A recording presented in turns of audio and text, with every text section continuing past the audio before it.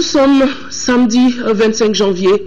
Mesdames et messieurs, bonsoir et bienvenue dans ce journal. Le président de la République est à Bamako depuis hier soir et ce matin déjà il a commencé ses activités en recevant une délégation chinoise en séjour dans notre pays pour la promotion de l'énergie solaire avec en vue l'installation d'une centrale solaire. Le chef de la délégation au micro de Aluseni Touré. C'est la première fois que nous sommes venus au Mali et nous avons discuté avec le président du fait qu'on veut construire des centrales solaires, une centrale solaire et aussi installer des unités de production de panneaux solaires et aussi effectuer donc des dons qui vont se transformer de faire de petits projets solaires mais qui sont des dons de Hanergie.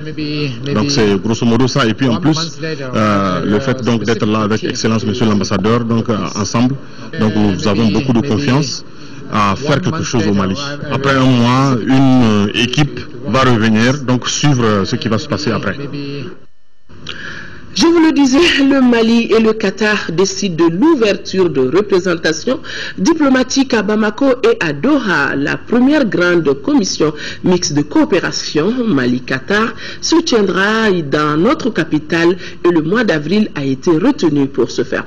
Ce sont là deux résolutions majeures contenues dans le communiqué final, communiqué qui a sanctionné la visite officielle que vient d'effectuer le président de la République à Doha, Ibrahim Boubacar Keïta, a insisté sur le suivi des décisions prises. Nos envoyés spéciaux Ibrahima Traoré, Dembawan Ibrahima Koulibaly.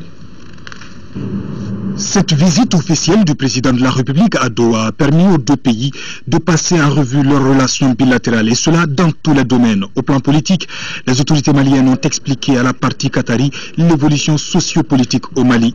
Il a notamment été question du processus de réconciliation nationale en cours. Le Mali a également exprimé son encouragement aux consultations exploratoires menées par le gouvernement algérien dans le cadre du dialogue national inclusif à Bamako entre tous les fils du Mali. Son Altesse l'émir du Qatar a assuré le président Ibrahim Boubacar Keïta de sa disponibilité et de la solidarité de son pays à soutenir le Mali dans ses efforts visant à consolider la sécurité et la stabilité et à préserver l'intégrité territoriale du pays. La diplomatie aujourd'hui, telle que le président de la République l'a fixée, doit non seulement faire retrouver au Mali sa place d'antan dans le concert des nations, comme une nation de paix, une nation aussi ouverte et qui a fait que le Mali bénéficie de ce capital de sympathie à travers le monde. Et la deuxième chose, cette diplomatie aussi, elle doit être moderne, ouverte et privilégier les aspects économiques. Un autre aussi dossier qui est très important, lever toutes sortes d'incompréhensions qui ont pu se glisser ça et là sur le rôle des uns et des autres. À l'issue de la visite du chef de l'État, plusieurs autres décisions ont été prises par le Mali et le Qatar. Les deux pays décident notamment de l'ouverture d'ambassades résidentes dans l'un et l'autre des pays. En plus, dès avril prochain, la première commission mixte de coopération Mali-Qatar se tiendra à Bamako. Le président Ibrahim Boubacar Keïta est d'ores et déjà ferme sur le suivi de l'évolution des différents dossiers. Et le Qatar veut des choses concrètes, des projets concrets. Habituellement, nous sommes lents, nous Maliens, dans ces réactions-là, mais je suis moi-même, dorénavant, toutes ces affaires-là. On n'est pas en train de faire du tourisme. On ne se bat pour le Mali. Et j'entends que ceux que nous engageons soient suivis des faits. Il n'est pas question de donner la Bamako. Au retour, il faut que des projets bien ficelés soient présentés à la partie qatari, qui ne demande que cela. Donc nous le ferons, Inch'Allah. Le temps est donc donné et les résultats sont attendus. C'est sur ces notes que le président de la République a regagné Bamako après 72 heures de visite officielle bien remplies.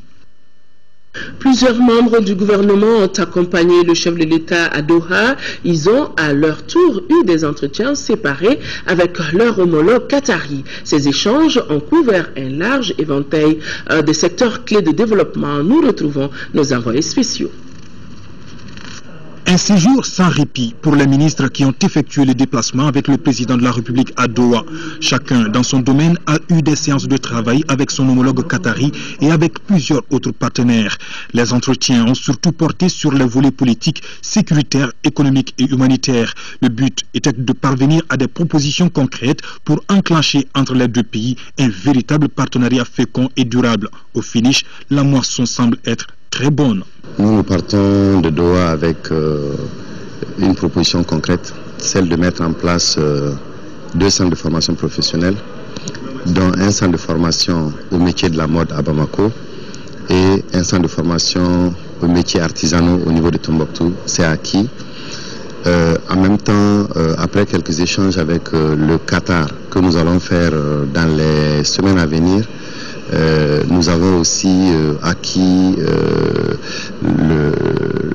un chèque de 2 millions de dollars qui viendront pour faire ces investissements-là au niveau du Mali. Dans le cadre des ressources minières, il y a une discussion en ce moment avec Qatar Mining où on va leur accorder des permis d'autorisation de recherche dans le domaine minier, avec comme objectif le développement dans les années à venir d'une nouvelle mine au Mali. Ils ont exprimé des intérêts forts sur ce secteur-là. Donc ça, ils vont arriver à Bamako dans 2 semaines pour qu'on puisse signer un accord de coopération sur ce secteur-là. Et en même temps, ils ont des intérêts pour rendre dans le capital de certaines sociétés d'exploitation qui sont en train déjà d'exploiter des mines au Mali, des sociétés privées maliennes. Et là aussi, on les attend à Bamako pour confirmer tous ces engagements qu'on a pris ici aujourd'hui. La chaîne de télévision Al Jazeera est une référence de l'audiovisuel dans le monde. Nous l'avons sollicité afin de nous accompagner pour améliorer notre cadre de travail et ensuite nous aider dans le cadre de la formation de nos agents qui sont en charge de l'audiovisuel, qui sont tout à fait disposés également à nous accompagner là-dessus. Et en dernier point, avant cette visite, les autorités en charge de la poste du Qatar avaient déjà soutenu la poste du Mali dans un certain nombre d'actions et nous avons tenu à revivifier ces actions et puis voir dans la mesure du possible qu'est-ce qui peut être fait en plus de tout ce qui a été déjà engagé. Dans le cadre du transport aérien, nous avons accepté déjà la venue de Qatar Airways chez nous. Et ça sera précisé et formalisé dans les jours à venir.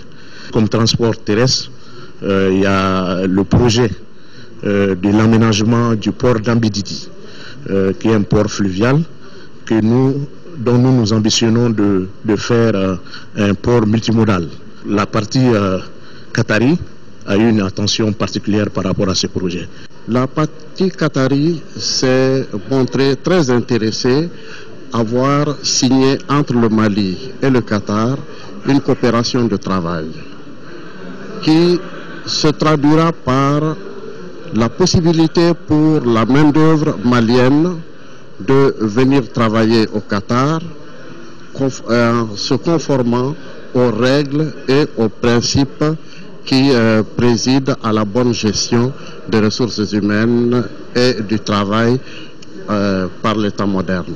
Sur le plan humanitaire, le Qatar s'est montré intéressé à nous accompagner dans ce chantier qui consiste à faire revenir dans notre pays nos compatriotes qui sont hors de leur région et zone habituelle de résidence. Des partenaires sont très intéressés à investir dans l'agro-industrie au Mali, notamment les industries animales et également le sucre. Donc ils nous ont demandé d'élaborer très rapidement des fiches de projet et des opportunités pour identifier des opportunités d'affaires, et ils vont envoyer des techniciens au Mali travailler avec les techniciens du département pour évaluer ces potentialités, et après nous allons progresser ensemble. Et ils sont surtout intéressés par les projets sucriers de Markala et également l'abattoir de Salaliboukou pour sa réhabilitation afin de les mettre à la norme internationale. Ces entretiens officiels visent aussi à booster l'investissement au Mali. Les deux pays se sont engagés à diversifier leur coopération au regard des potentialités et opportunités que recèlent leurs économies respectives. Le secteur privé a apporté des projets, des vrais projets concrets, dans le secteur de l'énergie, l'énergie électrique, à travers des centrales électriques, dans la région de Caille, à travers également des projets d'hôtellerie, à travers des projets d'agro-business qui ont été présentés ici aux entreprises qataries, qui ont émis des intérêts, nous avons eu des échanges et on a convenu que nous allons, à travers donc, le gouvernement, le département dont j'ai la charge, d'envoyer ces projets-là, de poursuivre les discussions. Au-delà de ça, nous avons également les contacts avec la Chambre de commerce et d'industrie du Qatar, avec qui nous avons eu des discussions, et il a été convenu avec la Chambre de commerce et d'industrie du Mali de très rapidement signer un Memorandum of Understanding, donc un protocole d'accord, qui va donc permettre de lancer les jalons d'une coopération durable pour, bien entendu, en vue d'avoir une mission commerciale d'entreprises qataries au Mali dans les prochains mois. Et nous espérons déjà qu'une mission malienne va revenir au Qatar très prochainement dans les 2 ou 3 prochains mois pour venir poursuivre ces discussions avec la Chambre de commerce pour tout en susciter leur intérêt sur le Mali et que la mission commerciale puisse avoir lieu dans les prochains mois. L'assainissement est la préoccupation majeure des Bamakois. Et en la matière, le goulot d'étranglement, c'est notre capacité à évacuer les déchets solides. Nous avons soumis aux autorités qataries et au ministre en charge de l'urbanisme et au ministre de l'Environnement nos doléances en termes de renforcement des moyens d'évacuation de la voirie par la dotation en camions d'évacuation des déchets. Et nous pensons que dans les semaines à venir, nous devrons avoir une réponse que j'espère positive. Les autorités maliennes et qataries entendent ainsi impulser une dynamique nouvelle à la coopération entre les deux pays. Un mécanisme de suivi est déjà mis en place pour apprécier l'évolution des différents projets jusqu'à leur concrétisation. Le secteur privé était du voyage présidentiel. Le but était de permettre aux chefs d'entreprise d'explorer les opportunités d'établissement d'un partenariat entre opérateurs économiques des deux pays. Nos envoyés spéciaux Ibrahima Traoré, Dembawan et Ibrahima Koulibaly. Le Mali sort d'une grave crise et a urgemment besoin de relancer son économie. Conviction du président de la République qui effectue pour la 2e fois à l'étranger un déplacement avec l'ensemble du secteur privé malien. Des rencontres ont été organisées avec des entreprises du Qatar pour discuter de projets d'investissement dans divers secteurs. Cette initiative du président de la République est à saluer. Comme vous le savez, bien avant son élection, il avait souhaité dans son programme qui est l'émergence de champions maliens dans le secteur privé. Mais au-delà de la volonté politique, il a voulu accompagner cela par des actions concrètes pour que ça soit une réalité. Et tout le monde sait que le Mali est riche en ressources naturelles. Et le président veut que dans l'exploitation de ces ressources naturelles, tant agricoles que minières, que les Maliens soient des champions reconnus sur le plan mondial pour cela. Nous avons présenté des projets dans le cadre de l'exploitation de l'or, des projets également dans le cadre de la diversification du secteur minier, notamment les métaux de base tels que la bauxite et le fer, également le phosphate pour la transformation évidemment du phosphate naturel en engrais. En tout cas, tous ces projets ont intéressé la partie qatari qui a manifesté en tout cas sa volonté de nous rendre visite le mois prochain pour pouvoir tisser vraiment des relations de partenariat dans le cadre du développement du secteur minier du Mali. Les rencontres ont permis d'afficher le dynamisme du secteur privé malien et de promouvoir la destination Mali pour les affaires. Des prises de contact entre les diverses chambres de métier des deux pays posent certainement les jalons d'un partenariat gagnant-gagnant. Nos envoyés spéciaux reviendront sur la visite du président de la République au Qatar très prochainement dans un magazine spécial. Le ministre des Affaires étrangères et de la coopération internationale, Zebi Ould Sidi Mohamed, quitte Bamako aujourd'hui même pour Addis Abeba où il prendra part aux travaux de la 24e session ordinaire du Conseil exécutif de l'Union africaine. La dite session examinera entre autres les recommandations issues de la 27e session du comité des représentants permanents tenue les 24 et 25 janvier. La 24e session du conseil exécutif va donc préparer le 22e sommet ordinaire des chefs d'État et de gouvernement de l'Union africaine. Autre titre de l'actualité, le ministre de l'Environnement et de l'Assainissement, représentant le Premier ministre, a lancé ce matin la journée nationale de salubrité, une journée qui est désormais institutionnalisée dans notre pays. C'est dire donc que chaque dernier samedi du mois sera consacré à la salubrité à travers tout le pays. La cérémonie a enregistré la présence de plusieurs membres du gouvernement et de notre reporter Youssouf Diakité. C'est désormais une réalité. La journée nationale de l'assainissement est lancée en République du Mali. Tous les acteurs étaient là, le gouvernement, les collectivités, les populations et la presse. Dans toutes les interventions, on a senti la nécessité de conjuguer les efforts en vue de gagner les défis liés à la problématique de l'assainissement. Et chacun exprime son adhésion à l'initiative. L'institution d'une journée de salubrité se veut sans aucun doute un retour, sinon un renvoi à nos belles habitudes d'antan qui consistait à entretenir, à protéger, à sauvegarder jalousement notre cadre de vie.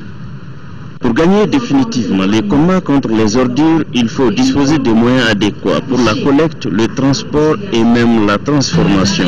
Il s'agit là, à mon avis, d'une initiative capitale qui vise la mobilisation sociale pour un engagement plus citoyen en faveur de notre cadre de vie. Par conséquent, nous adhérons pleinement à cette démarche et jouerons pleinement notre rôle. Quand nous parlons de ressources, ce n'est pas seulement matériel. Humaines font que la mairie du district peine à faire face à son devoir, notamment le transport des déchets solides, le contrôle des dépôts de transit et l'évacuation des déchets vers la décharge finale. Le ministre de l'Environnement et de l'Assainissement, qui a représenté le Premier ministre, estime que ce combat doit être collectif. C'est témoin de l'intérêt que les grandes autorités portent à l'amélioration du cadre de vie des populations de manière générale et du district de Bamako en particulier. La protection de l'environnement, notamment l'assainissement, est un enjeu politique majeur au Mali. La Constitution du 25 février 1992, en son article 15, dispose, je cite, « Toute personne a droit à un environnement sain. La protection, la défense de l'environnement et la promotion de la qualité de vie sont un devoir pour tous et pour l'État. » Les groupes Nyogolon étaient là non pas pour faire rire l'auditoire, mais pour faire passer des messages de changement de comportement face à la détérioration continue de notre cadre de vie. Le Forum national sur la corruption et la délinquance financière a pris fin hier soir, c'était au Centre international de conférence de Bamako. À l'issue des assises, les participants ont formulé des recommandations qui sont entre autres la redynamisation du comité de suivi, le renforcement des capacités financières en budgétisant le plan d'action. Moussa Fané, compte rendu. La lutte contre la corruption et la délinquance financière est l'une des priorités du gouvernement. La tenue de ce forum s'inscrit dans le droit fil de cette ambition. Ainsi, au terme de 2 jours d'échange, les participants ont formulé une série de recommandations. Sur le plan d'action, le forum a retenu la poursuite des travaux sur le plan d'action à la suite de ce forum et de mieux formuler les recommandations avant la finalisation du plan d'action. Sur le cadre institutionnel, la redynamisation rapide du comité de suivi pour une plus grande réalisation de ses activités, notamment la production diligente et régulière des rapports. De renforcer les capacités financières en budgétisant le plan d'action, en diligentant la prise en charge des activités du comité de suivi, en assurant la prise en charge du fonctionnement du secrétariat du comité et en dotant chaque point focal de moyens adéquats. La formalisation d'une structure indépendante de lutte contre la corruption dotée d'un statut juridique, d'une autonomie financière et d'un pouvoir de prévention et de répression. Sur le projet de loi portant sur la prévention et la répression de l'enrichissement illicite, le Forum recommande que la fonction de coordination soit la fonction principale du mandat de l'Office central. Il recommande également de veiller à ce que l'immunité ne puisse pas constituer un obstacle aux poursuites. Le ministre de la Justice, représentant le Premier ministre, a rassuré les participants quant à la détermination du gouvernement à lutter contre ces fléaux. Pour lui, les recommandations issues du forum feront l'objet d'une attention particulière du gouvernement. Je puis vous donner l'assurance que Son Excellence Monsieur le Président de la République et le gouvernement avec à sa tête Monsieur le Premier ministre sont résolument déterminés à mettre fin à la gabegie et à l'impunité. Les recommandations pertinentes formulées visent certainement à améliorer la mise en œuvre effective des recommandations issues des États généraux sur la corruption et la délinquance financière. En tout cas, la mise en œuvre de ces recommandations devra permettre de lutter efficacement contre la corruption, assurer aussi la bonne gouvernance dans notre pays. Autre cérémonie de clôture, celle portant sur les réflexions sur les contours de la problématique de la plateforme des organes de gestion de l'espace francophone. Au cours des journées d'échange, les membres du réseau des compétences électorales recommandent le renforcement des capacités des institutions, des États et gouvernements membres de l'Organisation internationale de la francophonie, Fademba Keita. Ce séminaire international du réseau des compétences électorales francophones a mis l'accent sur les bonnes pratiques susceptibles de consolider et de professionnaliser la gestion des élections. Outre la mise en place d'un organisme permanent de gestion des élections, plusieurs autres recommandations ont été adressées notamment aux chefs d'État et au gouvernement, aux centres et écoles de formation électorale et au réseau. Recommandons, premièrement, aux chefs d'État et de gouvernement membres de l'Organisation internationale de la francophonie, 2. Poursuivre la mise en place et la consolidation d'organismes permanents, impartiaux et professionnels et garantissant la transparence et la crédibilité des élections. Aux organismes de gestion des élections, administrer les élections dans la plus grande neutralité politique et favoriser la concertation des acteurs institutionnels et non institutionnels dans les prises de décision.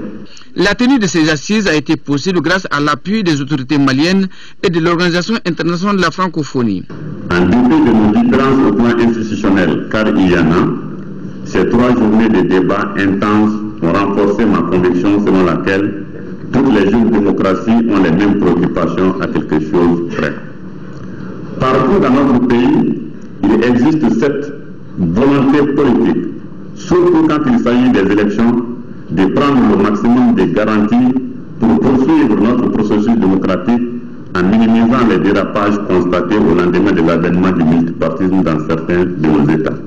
Les 7 panels inscrits à l'ordre du jour portaient entre autres sur les critères de nomination des administrateurs électoraux et leur indépendance politique, le recrutement et la formation des agents de l'organisme de gestion des élections. Les résultats de leur analyse doivent contribuer à l'indépendance, à l'autonomie de gestion et à la professionnalisation des organismes de gestion des élections de l'espace francophone. Le ministre de la Défense et des anciens combattants a été hier à Aguelork pour rendre hommage aux militaires et civils tombés sur le champ de bataille. Soumeilo Boubei-Meiga a profité de cette occasion pour féliciter et encourager les forces armées maliennes et leurs alliés dans leur mission de défense du territoire et de sécurisation des populations. Le ministre leur a rassuré de la volonté des autorités à apporter des réformes majeures au sein de la Grande Muette. Le récit de nos envoyés spéciaux à Aguelork, Mohamed Diarra et Aboubakar Traoré. Aguelork, la ville martyre, c'est ici que des militaires maliens ont été sommairement exécutés le 24 janvier 2012. Une date qui marque encore et pour toujours les esprits. Aujourd'hui, la paix s'installe. La ville est sécurisée par les forces armées maliennes appuyées par les troupes tchadiennes et un détachement de la force servale. Depuis les événements de 2012, c'est la toute première fois qu'un officiel se rend dans la ville. Et qui de mieux que le ministre de la Défense et les anciens combattants pour remonter davantage le moral des troupes et encourager l'encadrement. Tout le travail de redressement qui est en cours, s'il n'y avait pas de bons chefs qui ont eu à assumer leur commandement dans des situations extrêmement difficiles, c'est certain que ça allait être extrêmement difficile, ça allait être très difficile pour tout le monde. Donc c'est une occasion pour moi de prendre contact avec vous, de vous féliciter, de vous encourager à poursuivre votre travail. Tous les citoyens considèrent que votre présence ici est une victoire pour le pays et signifie que, contrairement à ce que beaucoup pensent, que l'État malien est présent partout. Le ministre Maïga a profité de cette journée commémorative du 24 janvier pour rendre hommage à tous ceux qui se sont sacrifiés pour le Mali. Un sacrifice qui doit servir d'exemple pour la nouvelle génération. Et le ministre de dévoiler les ambitions des autorités politiques pour la Grande Muette. Le problème, c'est pas seulement qu'on vous donne des armes, qu'on vous donne des munitions, mais il faut aussi qu'on travaille à améliorer la condition des militaires. C'est pourquoi cette fois-ci, au 20 janvier, nous avons aussi posé la première pierre du premier programme de logements sociaux au profit des militaires.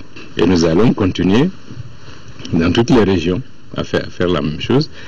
Aujourd'hui, la population gagne la confiance des forces armées maliennes. Les déplacés et les réfugiés retournent progressivement. La situation de 2012 à 2014, moi je pense qu'au jour d'aujourd'hui, ça a beaucoup changé. Au jour d'aujourd'hui quand même, je pense qu'avec les accords de Ouaga, avec le retour de l'armée ici à Guelhok, avec l'appui de l'administration, de la force Serval, je pense que chacun est rassuré aujourd'hui quand même à rentrer chez lui. Le ministre a par ailleurs rencontré la notabilité.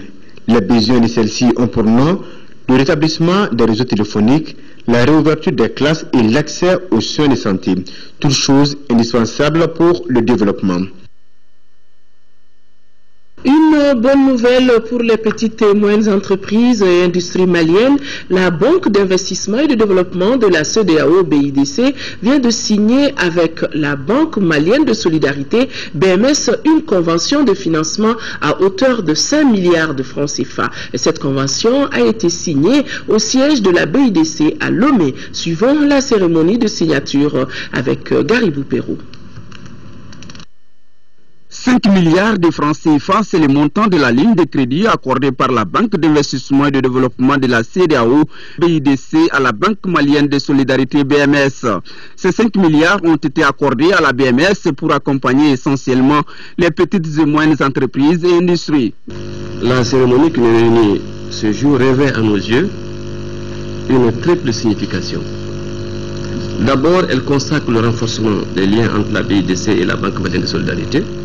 Ensuite, elle intervient dans un contexte bien particulier, à savoir la sortie de la crise multidimensionnelle qu'a connue le Mali, crise qui a eu de sérieux impacts sur les fondamentaux du tissu économique. Et enfin, elle illustre les efforts fournis par la Banque malienne de solidarité pour mériter votre confiance. Pour le président de la Banque d'investissement et de développement de la CEDEAO, cet argent participera aux efforts de remise à flot de l'économie malienne en soutenant en priorité les jeunes et les femmes. Nous avons signé 2 accords de prêt ce matin, le premier avec la Banque malienne de solidarité pour un montant total de... Il y a 500 millions de francs CFA. La BOAD contribue au renforcement et à l'accroissement des capacités d'intervention de cette institution en matière de financement à moyen terme de projets d'investissement agricole. Ce prêt constitue ainsi un canal de choix pour la BOAD pour atteindre le monde agricole au regard de l'étendue du réseau et de l'expérience accumulée par l'institution depuis sa création. La mise à disposition de cette seconde ligne arrive au moment où l'institution leader, la microfinance Kafo-Djeguiné, veut relever de nombreux défis. Le contrat de prêt que nous signons aujourd'hui va accroître considérablement les moyens financiers de notre institution afin de répondre avec une grande efficacité aux demandes de prêts des populations rurales. C'est une ressource longue qui va démultiplier les capacités de notre institution, qui ne dispose essentiellement que de ressources à durée courte. Cette ressource stable va permettre d'accompagner et d'équiper les exploitants agricoles afin d'améliorer leur production et leur rendement. Et le président du conseil d'administration, Karamogo Konaté, de saluer cette marque de confiance qui est le fruit de l'engagement et du professionnalisme des cadres de l'institution de Kafo-Djeguiné, qui compte aujourd'hui plus de 340 000 clients membres et un total bilan de 35 milliards de francs CFA. Et le présent accord de prêt à long terme doit redonner le sourire à de nombreux exploitants agricoles du Mali Sud qui attendent impatiemment leurs tracteurs et d'autres équipements pour la campagne 2014. Sekou Konaté. Nous revenons ici à Bamako pour parler de l'hôpital du Point G, qui vient de recevoir un don en équipement et en médicaments d'une valeur de plus de 14 millions de francs CFA. L'œuvre a été réalisée grâce à une Malienne de France, Lamine Keita. Composé de médicaments, des matelas, des lits, des brancards, des fauteuils de relaxation, des lunettes corrigées, cette donation est l'œuvre de notre compatriote de France. Aide-soignante de son état, elle a bénéficié de l'appui médical de l'hôpital privé d'Antony en France. Par ces gestes, elle entend contribuer au soulagement des malades. Il y a un an, mon père est tombé gravement malade, on l'a mené à Pongé, après je suis venue ici. Les conditions de Pongé étaient catastrophiques, donc ça m'a vraiment donné envie de venir aider mon pays, tout simplement. Le représentant du ministre de la Santé et de l'Hygiène publique s'est réjoui de l'acte de la donatrice qui constitue un geste patriotique. Ces produits pharmaceutiques et ces matériels de qualité, de très bonne qualité, sont aujourd'hui beaucoup recherchés en tout cas dans nos structures. Et les médicaments et les matériels qui viennent d'être mis à notre disposition seront certainement d'un apport incontestable dans le fonctionnement de nos services. L'heureuse donatrice compte poursuivre son action, notamment avec l'invitation prochaine des médecins de sa structure pour des échanges avec l'hôpital du Point G. Le guide spirituel de la Fédération Ansardine Internationale était face à la presse ce matin à son QG à Bankoni. Cheikh Ousmane Chérif Madani Aïdara invite les Maliens au pardon et à la réconciliation nationale, et c'était pour faire le point de la célébration de la fête de Maouloud. Daouda Sidiki Diarra. Chaque année, après la célébration de la fête de Maouloud, le guide spirituel de la Fédération Ansardine Internationale rencontre la presse, non pas pour prêcher, mais pour répondre aux questions des hommes des médias. C'est là sur la vie de la nation. Pour Cheikh Ousmane Chérif Madani Aïdara, il est souhaitable que tous les Maliens regardent dans la même direction. Pour l'intérêt suprême de notre pays, nous devons privilégier le dialogue et le rapprochement entre les fils de cette nation malienne. Ils voient d'un bon œil la réconciliation nationale. Notre prophète a appelé les gens à réconcilier. Et lui aussi, il a beaucoup fait ça entre eux. Et bon, le prophète a demandé ça, l'islam oblige ça aussi. On est tous des Maliens, on croit qu'Inch'Allah, on va se réconcilier, il n'y a pas de problème entre nous. Par rapport à la fête de Maouloud 2014, son organisation a coûté 75 millions de francs CFA à la Fédération Ansardine Internationale. Les adeptes sont venus de 25 pays africains, outre le Mali. Pour ce faire, 11 commissions et 150 sous-commissions ont été mises en place afin de rendre le séjour agréable à ces musulmans. Les guides saluent l'implication du gouvernement dans l'organisation de Maouloud cette année, mais déplorent une seule chose.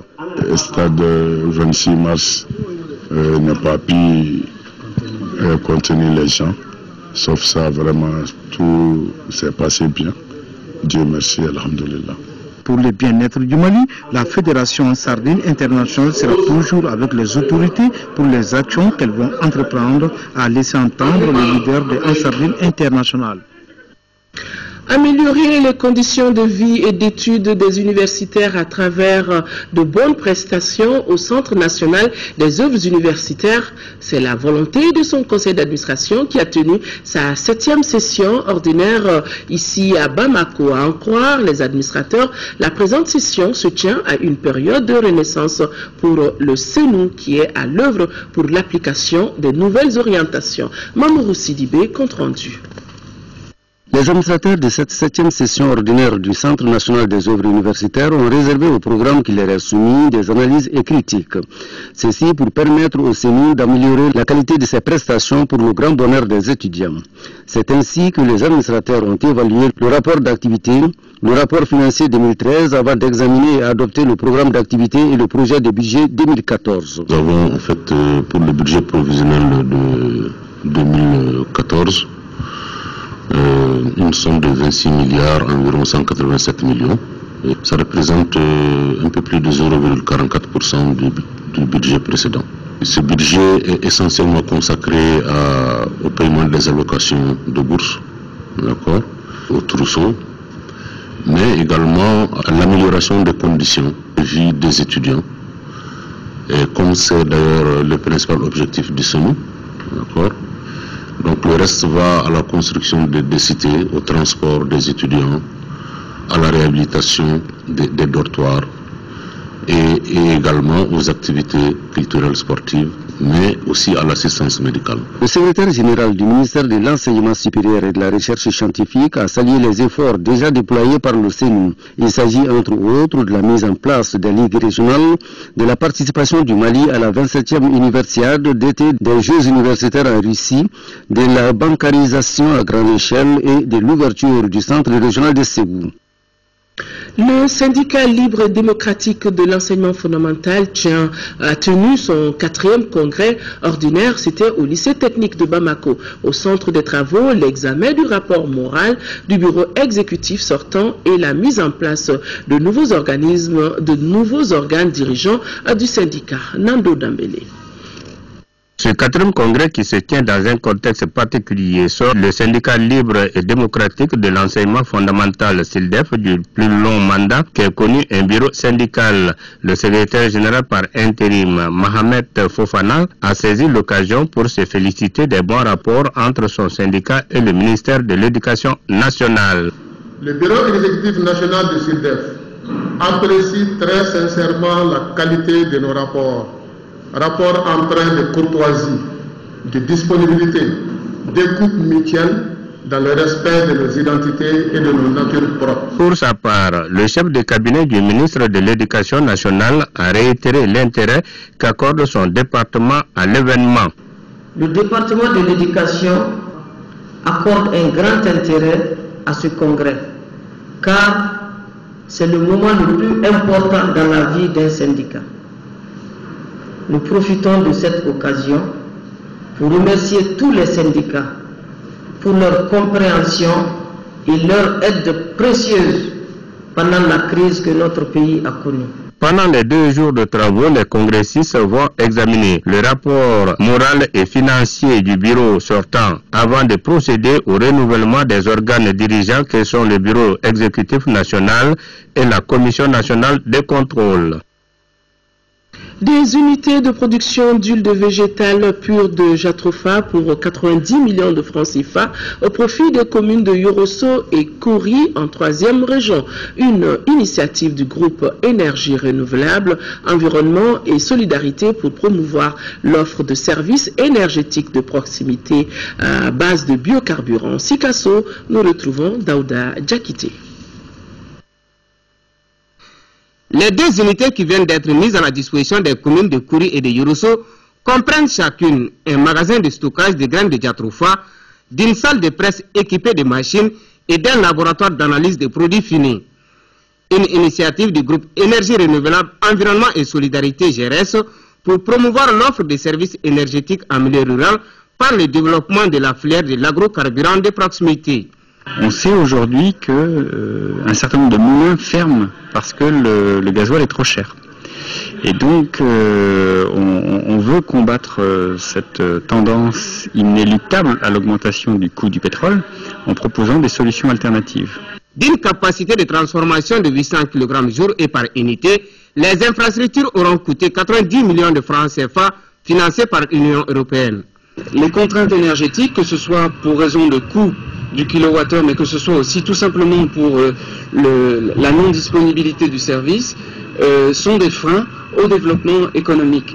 Et à ce titre, les projets, quels qu'ils soient en faveur de l'énergie, sont des projets en faveur du développement du Mali. La technologie de production d'énergie électrique propre à partir du pourrier, plantée et transformée localement, apparaît très innovante et prometteuse pour le développement des services énergétiques accessibles au plus grand nombre de la population et aux activités socio-économiques, objectif global de la politique énergétique nationale. Occasion pour les autorités communales de Kouri et de Yorosso de saluer le groupe Énergie Renouvelable, Environnement et Solidarité GRS pour cette marque de considération avant de rassurer les partenaires techniques et financiers de la gestion efficiente des infrastructures. La visite des installations et de certaines minuteries fonctionnant uniquement à base d'huile de Jatropha en empennant a mis fin à la cérémonie. En prélude au lancement du programme de Wari, 2 sessions ont été organisées. Le thème de la première porte sur les semences et celle de la seconde sur le genre et l'agro-business.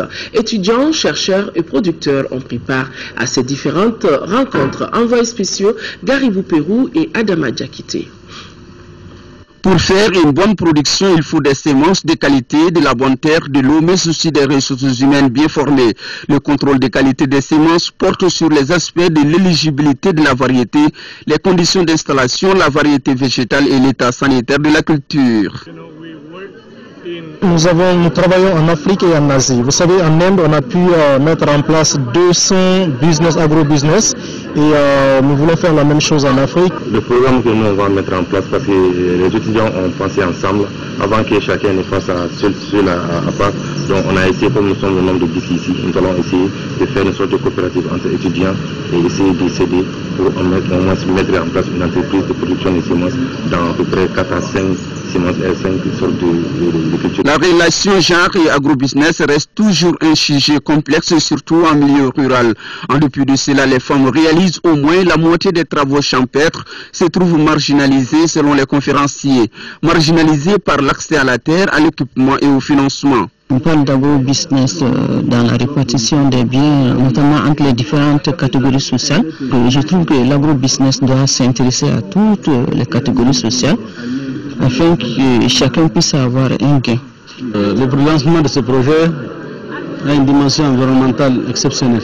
Non seulement il faut faire de l'agro-business, mais tout au long du processus, pour arriver à la production, arriver à la transformation, arriver au stade où nous sommes, la commercialisation, je vois que l'impact de tout ce processus sur l'environnement est extrêmement important. Wari fait découvrir à tous les demandeurs d'emploi et producteurs l'agrobusiness.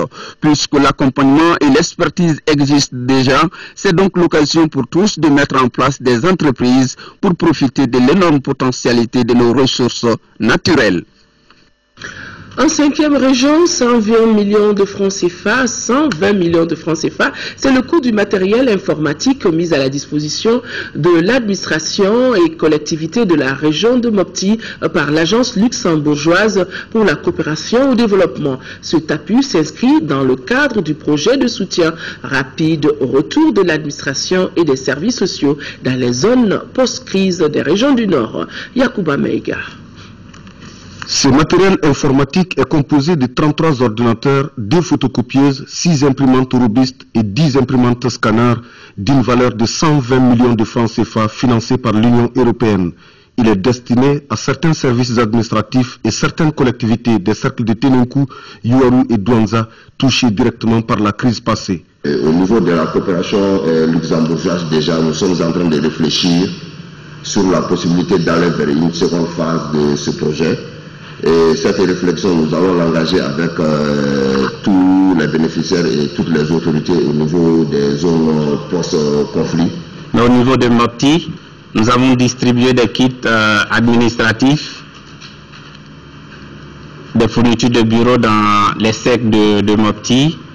Et aujourd'hui, nous sommes à une autre phase de notre action qui est la distribution de matériel informatique. La présente donation, qui vient s'ajouter à bien d'autres déjà effectuées par l'X Development, devrait sans nul doute contribuer à la réinstallation effective de ces services dans les zones post-conflit. Ce qui m'amène d'ailleurs à adresser toute notre reconnaissance et tous nos remerciements à l'UXDEV pour sa promptitude et la pertinence de ses interventions au niveau de notre région.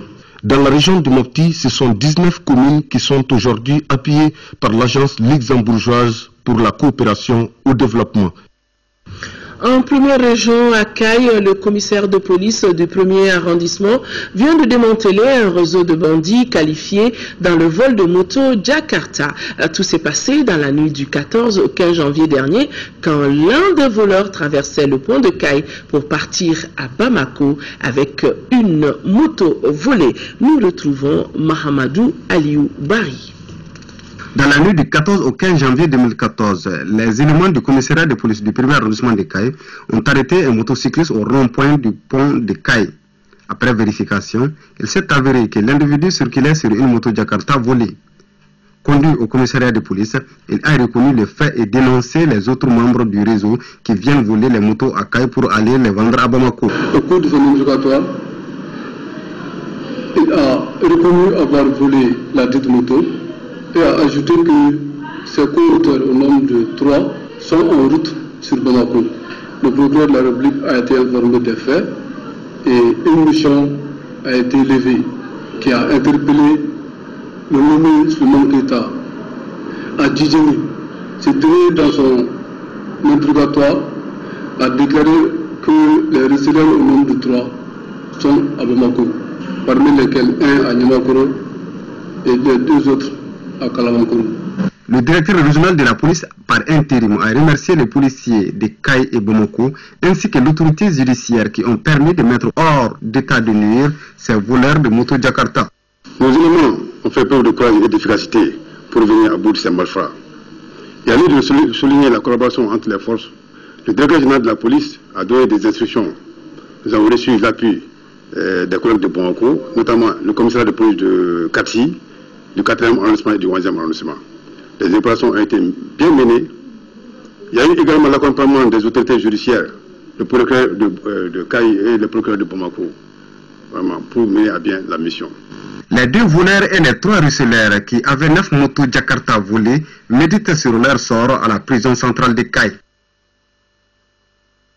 Sport football dans ce journal, les Aigles du Mali quittent le championnat d'Afrique des Nations 2014. Ils ont été dominés cet après-midi par les Warriors du Zimbabwe, 2-1 lors du match de quart de finale. Auparavant, le Nigeria avait battu le Maroc 4-3. Le résumé de ces 2 matchs avec Abdul Karim Kaba.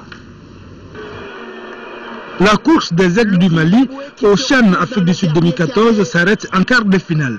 Face aux Warriors de Zimbabwe, c'est le rêve de tout un peuple qui s'est brisé. Les Zimbabwéens cueillent d'abord à froid les nôtres dès la 10e minute.